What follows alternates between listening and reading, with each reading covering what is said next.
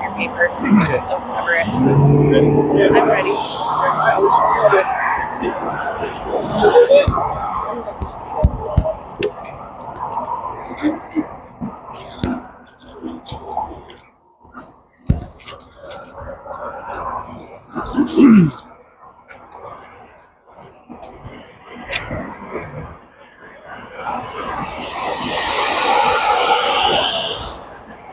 Well, good morning. Thank you for joining us this morning. I appreciate you coming out on location here. It's not the easiest spot to get to, so thanks for that.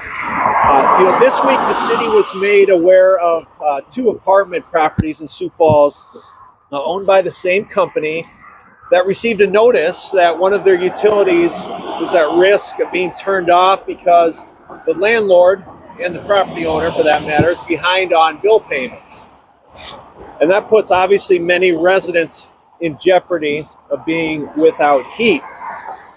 So as soon as we are made aware of something like that, which we were, we immediately followed up with the property manager and the owner, who assured the city they were working to resolve the issue, which they did. So in this specific situation, we're not able to legally really step in until a utility is shut off and a tenant notifies us that their heat is shut off.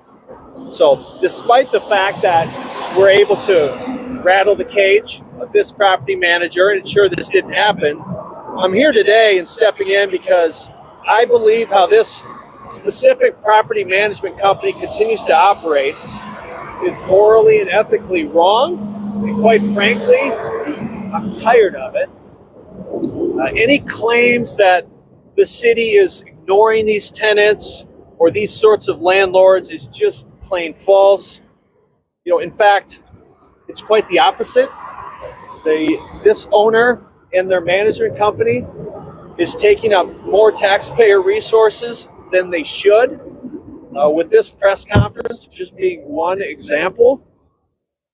Owning and managing rental homes and rental properties in our city, it comes with a responsibility, right? And we expect it to be done properly.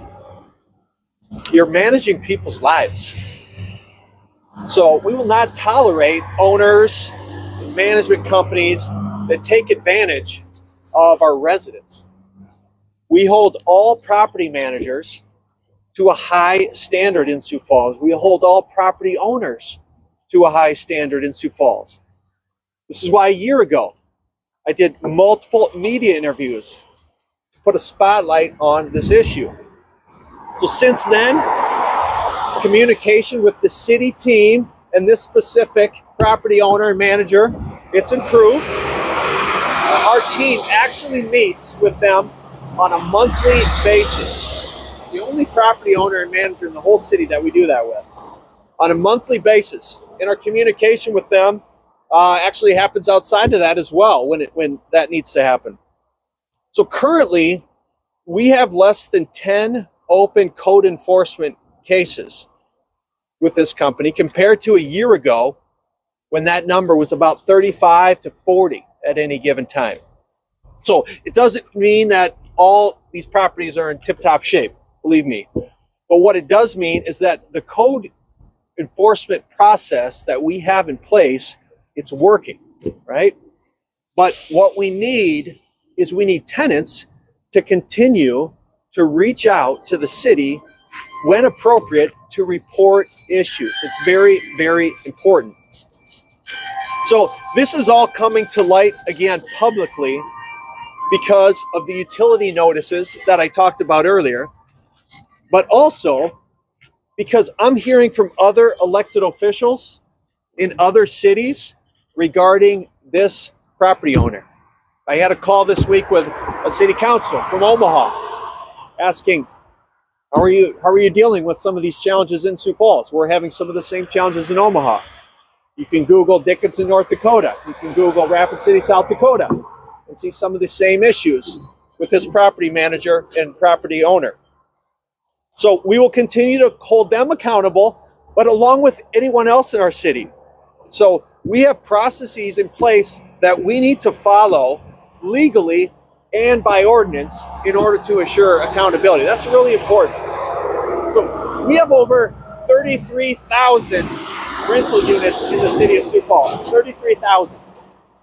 So rental properties are a vital part of the health of our growing community. As we grow by 5,000 to 6,000 people a year, rental units are a critical part of that growth. This property owner alone, they own and manage about 2,000 of those units in our city. But imagine if anytime there was a problem or people were mad or upset and they called my office and they tweeted at me and they say, shut it down, we would have hundreds, thousands of people without housing. And so our process works to create compliance. That's our ultimate goal, is to create compliance. We want safe, secure housing for people through the code compliance process. So we expect all property owners and their management companies in our city to follow city ordinances and requirements. But one thing we don't regulate is we don't regulate morals and ethics. We don't. That's on the property managers and the property owners. So this is all just a real delicate balance between the tenants' rights, their rights to safety and sanitary housing, and the owner's property rights. It's a very delicate balance. So I hope the property owners and the managers in this community are hearing this message loud and clear this morning. And I want to ask Kevin Smith with our Planning and Development Services Department to talk about our process for how you can submit code issues to the city. This is really important. Tweeting at the mayor or sending him mean Facebook messages is not the best way to do it. We have a process, and I'd like to invite Kevin up to talk through that. So Kevin? Thanks, Mayor. Kevin Smith, Assistant Director of Planning and Development Services, and that's a good lead in. Safe, sanitary, secure housing. That is our number one goal, and we strive to achieve compliance. And code enforcement is not a department. It is a number of departments who come together depending what the situation is. So that may be police, fire, health, public works, planning and development services with our property maintenance team, as well as the health department. So all of these departments coordinate, we communicate on a regular basis when there are issues for us to resolve. And then just to give you some numbers, in 2024, our team responded to over 5,400 cases. And in 90% of those cases, whatever the problem was, it was corrected by the responsible party after one notice from the city. We didn't have to drag them through the court system. We didn't have to issue multiple citations. 90% of the time we get compliance very quickly. In some cases, in the more complicated cases, or if we have someone who's just not going to be compliant, then we involve the city attorney's office, because they're a very valuable member of the code enforcement team as well. But in order for us to inspect those cases, and this is really important, I think, especially with this situation that we're talking about today, from the tenant's perspective, it's so important for our team to be contacted by those individuals personally. If you're a tenant and you have a problem, you have a concern in your specific rental property, what we really need you to do is first document the situation. If it's leaking pipes, if it's broken windows, broken doors, document those things, date them, and check your lease. And then talk to your property manager or owner and give them the opportunity to respond and resolve the issue. If that doesn't work, you can certainly contact the property maintenance team. We will schedule time to come out and perform an inspection, but what we can't act on is anecdotal stories, hearsay evidence. I know someone who this. If we don't hear from the tenant, if we don't hear from the leaseholder, we can't just walk into apartment buildings and start knocking on doors saying, hey, can we take a look because we heard from so-and-so that you might have a problem in here. That is counterproductive. And also, it infringes on the rights of the property owner, of the property manager.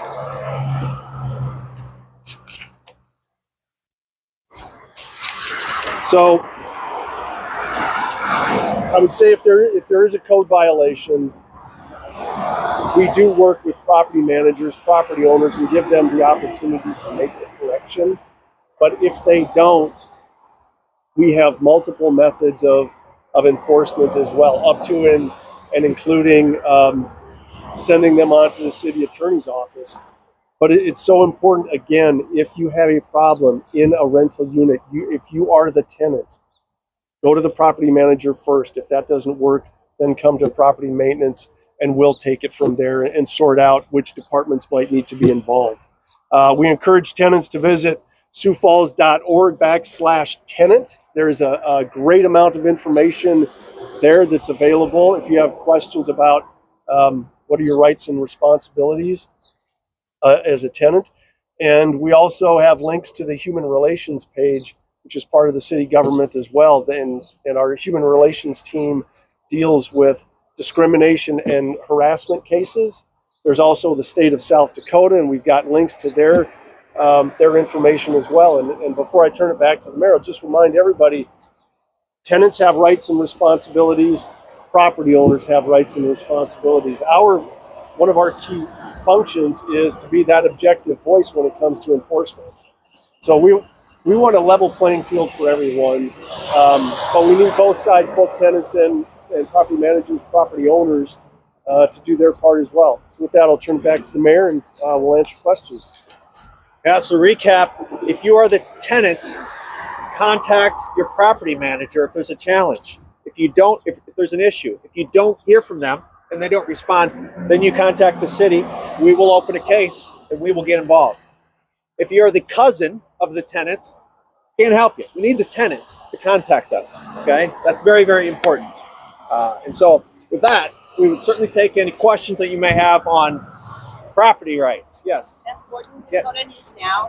What do you want to say to the tenants who are afraid of retaliation before reporting? First off, retaliation for reporting an issue would have legal consequences. So if we would hear that does in fact happen, we have an office, a human relations office, that would look into that and would pursue that. So you do not have to worry about that. So if you're a tenant and you're afraid of retaliation, would you still go to the property manager first, or would we come to the city first? Same process. Always go to your property manager first, right? I have another question too, and you've explained this to me before, but sometimes I hear from tenants and they think if they report one issue, the city will come in and inspect, and then anything that's wrong will be written up. But what you've explained to me is that each possible violation needs to be reported when reported to the city, because you can't go in and just inspect everything, because you'd have to do that to every property owner in the city, and there just isn't. Do I have that correct? Can you restate that for me? The more specific the tenant is in the case of, I have a problem with this, then we'll respond appropriately. But if we have a complaint in one unit of a 24-unit complex, we're typically going to deal with that one specific issue. If there are more tenants, if there are more issues that we're made aware of, certainly we'll follow up with all of those. But again, we really need specifics, Beth, when it comes to problems. And one of the first questions Justin Christensen and his team are going to ask is going to be, have you talked to your property manager about this yet? Because one way or another, we're going to get back to that owner, that property manager anyway. And as the mayor pointed out, there are certain rights that tenants have, and protection from retaliation is absolutely one of them. And please don't be afraid to let us know, but don't do it after you've left. We've had communications from people who've said, well, I don't live there anymore, but this is going on there. We need to know in the moment so we can follow up as quickly as possible. And we're just trying to gain compliance, trying to be objective so people have safe, secure, and sanitary housing. But certainly the tenants have to do their part as well.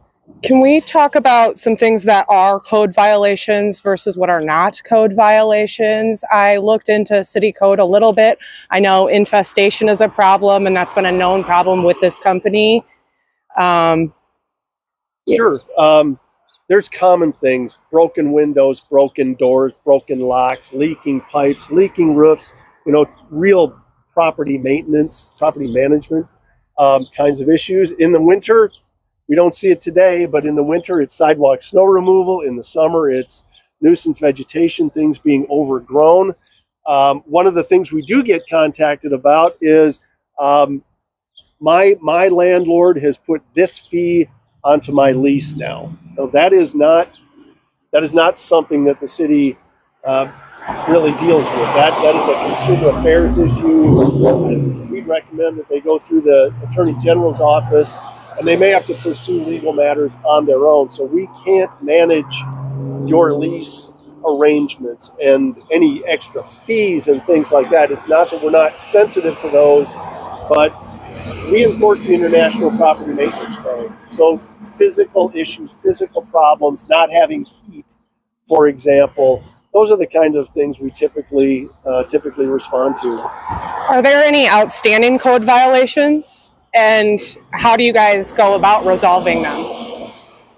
As the mayor said, we have a handful of open cases with this management company right now. But do you have a number? Do you have a number?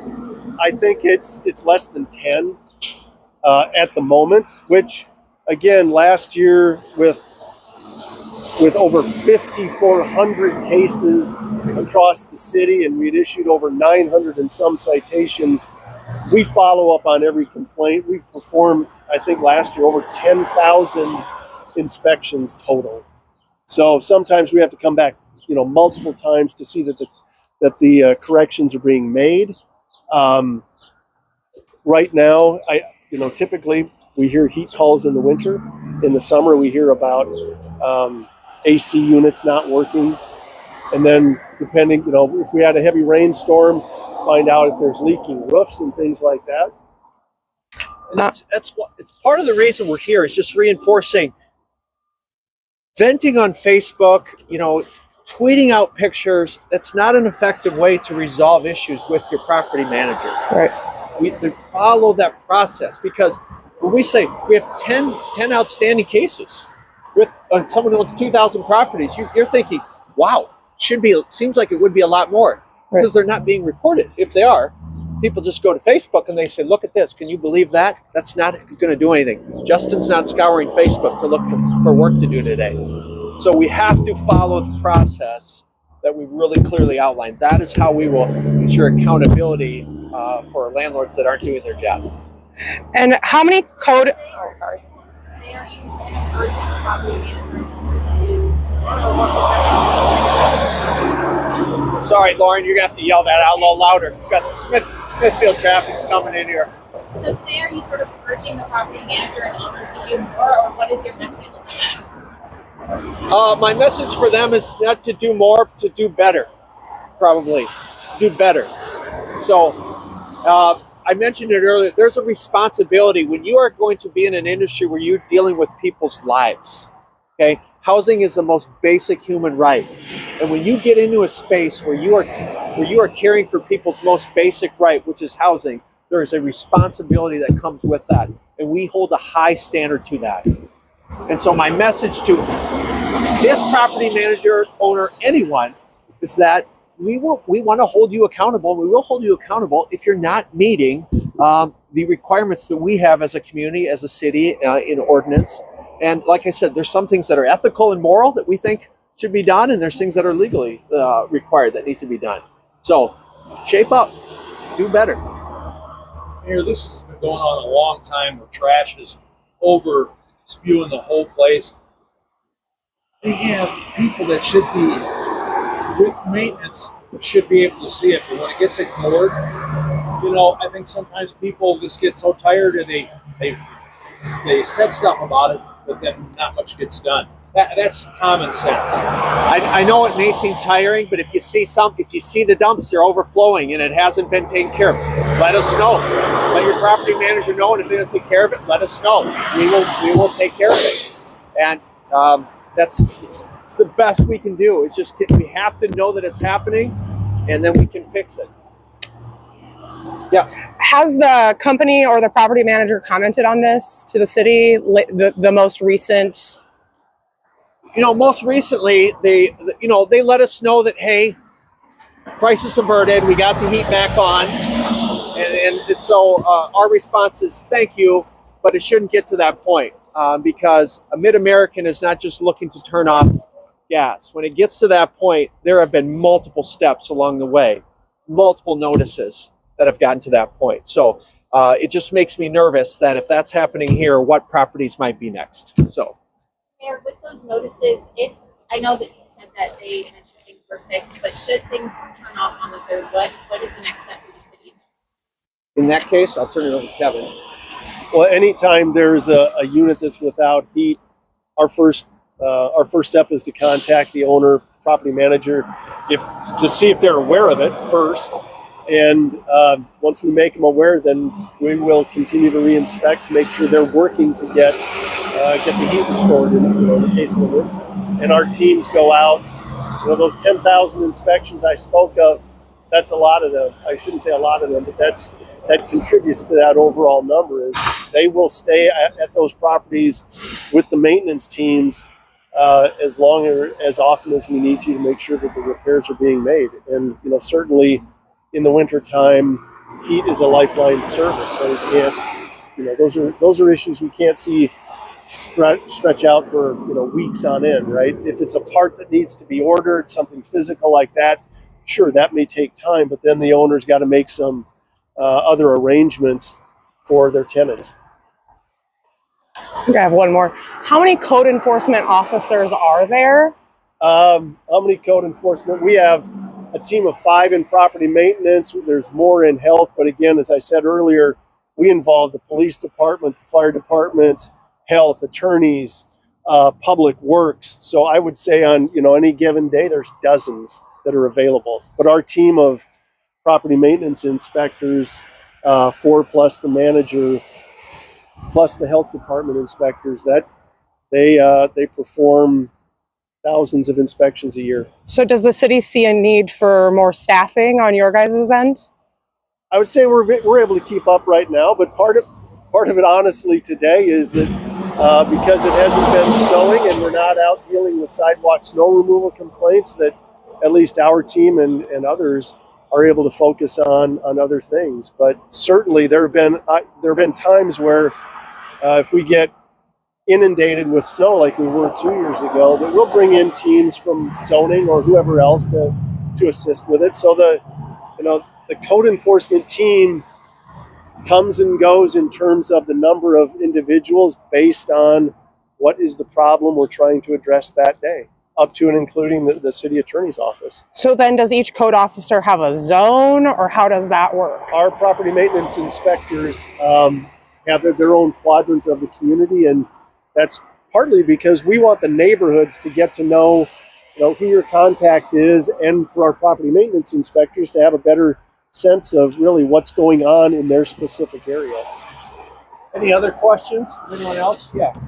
You talked about the difference between legally you can do something and something that's more morally unethical. Can you give me some examples of stuff that you've heard about, stuff you're aware about, that's morally unethical? Well, I guess for me personally, if I was caring for 2,000 people in this community and that was my career and my job, it would be very hard for me to know some of the conditions that we know some of these properties. So, legally, code-wise, are they in okay? Are they passing muster? Yes, but be challenging for me. That's just specifics of things that are ethically immoral. No, there's no. I'm not going to throw shade at any person or any specific organization or company. We haven't even mentioned a company today. But what we have said is there's a big responsibility that comes when you're dealing with people's lives in housing. I've got another question. We were made aware of a tenant from a different property management company that froze to death in December. Is there any ongoing investigation as to whether or not that landlord had anything to do with the heat not being available? Because we were told the only heat on that property was a space heater, and yet the space heater didn't keep her alive, and that there was frozen pipes and that type of thing. Is there anything you can speak to about I don't know that specific case. It's probably you probably have to follow up individually on that. It's a very specific example. I'm not familiar with that. Okay. Just one or two more questions and we'll wrap it Yeah. up. I'm wondering what the timeline is for the city. Who are you with, ma'am? I'm Ann Knudsen from East River Legal Services. So we get a lot of applicants who provide food services Yes. to low-income clients who qualify. And I'm wondering what the city's timeline or what the goal is as far as responding to those code enforcement complaints once they're received. And also if documentation is required in order for the city to go out to the property to do. On any given day, I'd say it's if it's not the next day, it's within 48 hours. We're out responding to a complaint case. In terms of follow up and follow through, that's going to take time. But as far as having documentation, it helps us so that when our team goes out, if you can send us something in advance, email a photograph or something just to help prepare the inspection staff for what they're going to be seeing, it's just going to speed up the process. So we document every case, even if, and there have been, I think each year, there are a few hundred times our teams will go out and there's no violation. It is maybe a problem between the landlord and the tenant, but it's not an actual code violation. We still document all of those as well. So 24, 48 hours, generally we can be out on site and start the code case from there. And again, 90% of those 5,400 cases get resolved. One contact with a responsible party and they take care of it. It's unfortunately, the extremely non-compliant individuals sometimes, and that extends to owner-occupieds as well. We're, not to ignore those cases, but it depends on the individual. It depends on the complexity of the case, how quickly they get resolved. Anyone else? All right. Last question. You mentioned, not wanting to leave 2,000 people without a place to go home to, but in the extreme, what does it look like if the city would have to shut down, or I guess what does that look like? That's why shutting down a property is really a nuclear option, because let's say you have to close down a property like the one behind me for some reason. You have displaced dozens of families, right? And then we have a whole nother set of issues that we have to deal with. So back to the earlier point, getting them in compliance is way, way, way less problematic than the problem we'd have to deal with if we had to shut this place down. So if we would get to that point, we would not do that without a plan B, right? We would not just hang a door tag on here and close this down without a plan for families. That's something I know they're dealing with in Omaha right now, with a building that they nearly had to do that with because of a bad fire suppression system by a property management company that's doing some work here in Sioux Falls. So we don't want to have to do that, believe me. And we're not close to having to do that. So, but if that would ever happen, believe me, we would have a plan first before we'd ever take that route. And what we talk about a lot in our city is what? Affordable housing. And we have to realize that there are landlords and property managers that provide affordable housing. The one behind me provides a lot of affordable housing, right? And so they are filling a gap in the community that's very, very needed. But there is responsibility that comes with providing affordable housing as well. So thanks for coming out today. We appreciate your coverage on this important topic. Thank you. Thanks, buddy. Hey, appreciate it.